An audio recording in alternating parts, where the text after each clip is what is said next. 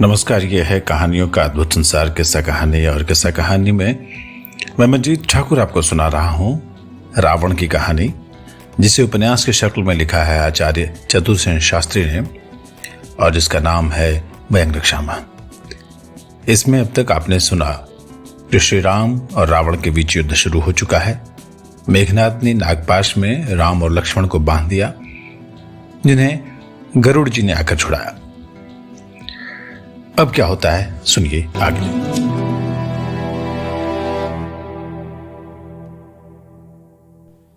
रावण ने गर्जना और दुंदुभि निनाद सुनकर कहा, यह क्या है? यह महानाद तो मेरे मन में शंका उत्पन्न कर रहा है। वैरी राम लक्ष्मण दोनों ही पुत्र इंद्रजित के शराघात से मरण शरण हुए थे। अब फिर शोक काल में यह हर्षनाद कैसा है? इसी समय संत्रस्त दीन मुख विवर्ण दूतों ने आकर निवेदन किया, हे रक्षेंद्र, वे मायावी मानव फिर से जी उठे हैं। वे सब गुल्मपति भी उठ कर वीर दर्प से नाद कर रहे हैं। महाराज, वानरों के दल बादल स्वर्ण लंका पर आक्रमण करने के लिए नए उत्साह से व्यूहबद्ध हो रहे हैं। गरुड़ ने उन्हें विशल्य किया है, उन्हें अगत किया है। रक्षपति रावण दूतों से यह सुनकर चिंता और क्रोध से विवर्ण हो गया। वो भग्न दर्प व्यथितेंद्रिय अभिभूत सा होकर स्वर्णासन पर बहुत देर तक विमूढ़ बैठा रहा। फिर उसने शोक संतप्त होकर कहा, यह तो बड़ी ही अद्भुत बात है। क्षुद्र मानव महेंद्र के समान युद्ध करते हैं। देव दानव यक्ष नाग से अवध्य होने पर भी इस मानव से मुझे भय उपस्थित हो गया है। ऐसा तो कभी सुना ही नहीं था। वे अग्नि के समान दैदीप्यमान वाणव व्यर्थ हो रहे हैं। अब तो लंका पर संकट का भय उपस्थित हो गया, ऐसा दिख रहा है। रावण के ऐसे कातर वचन सुनकर वीरेंद्र त्रिशिरा ने कहा, जगदीश्वर, आप तो त्रिभुवन के स्वामी हैं, फिर आप ऐसा विषाद क्यों कर रहे हैं? आप निश्चिंत रहें, मैं रणांगण में जाता हूं, देखूंगा ये राम कितना बल रखता है। त्रिशिरा के वचन सुनकर रावण उदग्र होकर हुंकृति करता हुआ बोला, जाओ, मेरे सब शक्र पराक्रम पुत्र जाएं और उस भिखारी राम को बांधकर मेरे सम्मुख ले आए। आज से रसोइये मेरे लिए उसी वैरी का मांस पकाएं। और इतना कहकर उसने रत्नाभरणों से पुत्रों को पुरस्कृत किया, आशीर्वाद दिया, और वे रावण की प्रदक्षिणा कर अभिवादन कर रथों में बैठकर युद्ध भूमि की ओर चले। मरेंगे या मारेंगे, यही उनका दृढ़ निश्चय था। वानर सैन्य भी व्यूहबद्ध सन्नद्ध खड़ी थी। आमना सामना होते ही तुमुल घमासान आरंभ हो गया। देखते ही देखते भूमि रक्त से भर गई। अभी पूरा सूर्योदय भी नहीं हुआ था। पहले धूम्राक्ष अपने 7 गुल्म लेकर समरांगण में उतरा। धूम्राक्ष अजेय योद्धा था। उसकी सेना में मजे हुए सैनिक थे।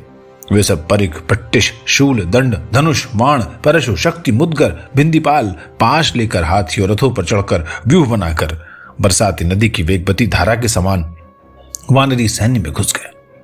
सबके बीच में स्वर्ण कवच पहने, मणिमाल कंठ में डाले अमित विक्रम धूम्राक्ष रथ में बैठा चला, जिसमें 6 अश्वतरी जुती थी। 10 भारवाही शकट उसके साथ बाणों से लदी चली। उसकी रथ ध्वजा पर गिद्ध की मूर्ति बनी थी। धूम्राक्ष की विजयवाहिनी को इस प्रकार वेग से आता देखकर मारुति ने मोर्चा संभाला। उन्होंने एक कोण में पीछे हटकर अपने गुल्मों को व्यूहबद्ध किया। धूम्राक्ष मार करता हुआ धसा ही चला गया। अब एक अवसर पाकर बगल से हनुमान ने तथा दूसरी ओर से नील ने उसे धर दबोचा। जैसे सरोते के बीच सुपारी कटकर 2 टूक हो जाती है, उसी प्रकार धूम्राक्ष का व्यूह बीच से कट गया। दोनों खंड वानरों ने घेर लिए। धूम्राक्ष तनिक भी विचलित हुए बिना विकट युद्ध करने लगा। उस समरांगण में ऐसा घमासान मचा कि शत्रु और मित्र का ध्यान भी नहीं रहा। धूम्राक्ष का द्वंद्व हुआ। बहुत देर तक दोनों वीरों ने गदा युद्ध किया। अंत में उनकी गदाएं आपस में टकराकर टूट गईं। तब दोनों वीर गुथ गए। अंत में अवसर पाकर मारुति ने धूम्राक्ष को पैर से पकड़ लिया और उस पत्थर की शिला पर पटक दिया। जिससे उसका भेजा फटकर निकल गया और सिर चकनाचूर हो गया। धूम्राक्ष को मरा देखकर राक्षस भयभीत होकर भागने लगे। वानरों ने हर्ष से जयकार किया। अब मायावी वज्रदंष्ट 10 गुल्मों का अधिनायक आगे बढ़ा। युद्धोन्मत्त वज्रदंष्ट दिव्यास्त्रों का प्रयोग करने लगा, जिससे वानरों की सेना त्राहिमाम त्राहिमाम करने लगी। रथ की नेमिका, धनुष की टंकार, भेरी और मृदंग का तुमुलनाद आकाश में व्याप गया। पाशधारी यम की भांति वज्रदंष्ट वानरों का काल रूप दिखने लगा। बड़े बड़े धैर्यवान वानर उसे देखकर भागने लगे। ये देखकर अंगद वज्र गर्जना कर उसके सम्मुख आए। दोनों वीरों में मुहूर्त भर शूल शक्ति मुदगर परशु से द्वंद्व हुआ। उनके चारों ओर राक्षस और वानर विकट समर कर रहे थे। अंततः वज्रदंष्ट अंगद के चंगुल से छूटकर दूर हट गया और रथ पर आरूढ़ होकर वाण वर्षा करने लगा। उसने 3 दिन निरंतर युद्ध किया। अंत में अंगद से उसका द्वंद्व युद्ध हुआ। उसने काकपत्र बाणों से अंगद को जर्जर कर दिया। अंगद ने जो विषम पराक्रम से गदा उसके रथ से तोड़ा, सारथी और घोड़ों को मार दिया। विरत होने पर वज्रदंष्ट भूमि पर खड़ा हुआ। इसी समय अंगद ने उसकी छाती पर गदा प्रहार किया और वो झूमता हुआ, रक्त वमन करता हुआ अपनी वज्र मुष्टि में गदा लिए ही भूमि पर गिर गया।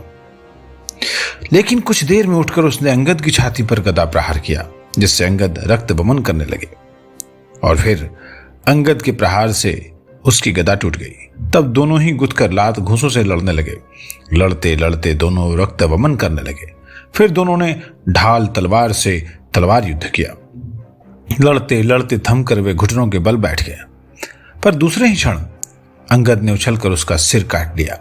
वानर हर्ष से चिल्ला उठे। राक्षस भयभीत होकर भागने लगे। वज्रदंष्ट की मृत्यु से संतप्त देवांतक, त्रिमूर्धा, महोदर, त्रिशरा, काल भैरव की भांति 21 गुल्म सेना आवृत होकर आगे बढ़े। ये सभी राक्षस राजपुत्र महारथी योद्धा थे। इनके रथ मेघ के समान गरजते हुए चले। अब ऐसा युद्ध हुआ कि धूल से आच्छादित संग्राम भूमि में रथ, ध्वजा, पताका, ढाल, तलवार कुछ भी नहीं दिख पड़ती थी। अपने पराये का ध्यान छोड़कर युद्धमत्त वानर और राक्षस जो सम्मुख आ पड़ा, उसी से प्राण लेने लगे। युद्धभूमि शवों से, टूटे फूटे रथों से, मरे अधमरे हाथियों, घोड़ों और योद्धाओं से पट गई। सहस्त्रों भीमकर्मा वानर परिघ घुमा घुमा कर राक्षसों का दलन कर रहे थे। सेनापति त्रिशिरा में असीम बल था। वो अप्रतिहत गति से वानरी सैन्य को चीरता हुआ आगे बढ़ रहा था। बढ़ते हुए वो वहां पहुंचा जहां कुमुद, नील और मैंद राक्षसों का दलन कर रहे थे। उसने कहा, सारथी, हमारा रथ तनिक यहां रोक, मैं पहले इन दुर्मद वानरों का आनंद करूं। और इतना कहकर उसने उन तीनों यूथपतियों को वाणों से छलनी कर दिया। अपने 3 गुल्मपतियों का संकट देखकर हनुमान हुंकार भरकर आगे बढ़े और उन्होंने त्रिशिरा के रथ को हठात रोककर वज्रगदा से तत्काल ही उसके घोड़ों को मार डाला। त्रिशिरा रथ से कूद पड़ा। दोनों वीरों में प्रथम गदा युद्ध, फिर असयुद्ध हुआ। अंत में त्रिशिरा शत विशत हो रक्त वमन करता हुआ भूमि पर गिर गया। अमित पराक्रमी हनुमंत को वानरों ने हर्षोल्लास से अभिनंदित किया। उसने 5 दिन युद्ध किया। अब क्रोध से अंधे होकर दुराधर्ष देवांतक और नरांतक अचिष्मति नाम की लौह गदा लेकर वेग से वानरों की सेना में घुस पड़े। उनकी गदा की मार वज्राहत शैल की भांति अनगिनत वानर मर मर कर भूमि पर गिरने लगे। भय से वानरों की आंखें फट गई, शरीर कांपने लगा, साहस टूट गया। इसी समय देव, दानव, दर्प भंजक, महातेज अतिकाय सूर्य के समान दैदीप्यमान रथ पर चढ़कर आगे आया। उसे देखते ही वानर चित्कार कर भागने लगे। इस अतिकाय को काल मेघ के समान रथ पर बैठे गर्जन कर काकुस्थ को राम ने दूर से देखा। उन्होंने आश्चर्य से विभीषण से पूछा, ये पर्वत के आकार का कौन है? विभीषण ने कहा, ये देव दानव दर्पहा एक रावण का बेटा अतिकाय है। अतिकाय ने वानरों से युद्ध नहीं किया। वो रथ से आगे बढ़कर वहां पहुंचा जहां राम लक्ष्मण थे। उसने पुकार कर कहा, रतस्थितो हम न प्राकृतम कंचन योधयामि यस्यास्ति शक्तिर्ददातु मे हि युद्धम। जिस पर क्रुद्ध होकर सौमित्र लक्ष्मण तुरंत उसके सम्मुख आकर अपना नाम कहकर धनुष टंकार करने लगे। सौमित्री के धनुष की टंकार सुनकर उन्हें आगे बढ़ते देखकर महाबली अतिकाय ने धनुष पर बाण चढ़ाते हुए कहा, अरे सौमित्र, बालक हो तुम, जाओ, तुम्हारा काल आया है कि तुम मुझसे युद्ध करने आए हो। सौमित्र ने हंसकर कहा, आत्मानं कर्मणा सूच्य न विकथति महर्षि, यो पौरुषेण युक्तः सतु शूर इति। सौमित्र के वचन सुनकर अतिकाय ने क्रुद्ध होकर लक्ष्मण पर आशीविश बाणों की अविरल वर्षा कर उन्हें ढांप लिया, परंतु लक्ष्मण ने उन्हें अर्धचंद्र से काट डाला। तब अतिकाय ने खींचकर 5 बाण एक साथ मारे। लक्ष्मण ने उन्हें काटकर घोर ज्वलित ब्रह्मशास्त्र को मंत्रपूत कर अतिकाय पर छोड़ा। वो महाग्नि दीप्त महास्त्र कालदंड के समान अतिकाय के आयुधों को छिन्न भिन्न कर उसके किरीट जिष्ट सिर में जा लगा और उसका सिर शिरस्त्राण सहित हिमवंत श्रृंग की भांति सहसा भूमि पर आ गिरा। दुर्जय महाकाय को इस प्रकार छिन्न मस्तक भूमि पर गिरते देखकर राक्षस हाहाकार करते हुए चारों ओर भाग चले। उन भागते हुए राक्षसों को उदग्र वीर्य वानरों ने उछल उछल कर और दबोच कर पीस डाला। जो जीवित बच रहे लंका पहुंचकर रक्षराज के सम्मुख आकर भूपतित होकर रुदन करने लगे। इस प्रकार 16 दिन राक्षस सेना नायकों ने घोर युद्ध किया। इसके आगे की कहानी आप सुनिए अगले एपिसोड में। अतिकाय के मरने के बाद रावण ने क्या किया। अगर आपको कहानी अच्छी लग रही है व्यंग रक्षामो हमें कहानी रावण की, तो हमें लाइक करें, कमेंट करें और इस चैनल को सब्सक्राइब करें।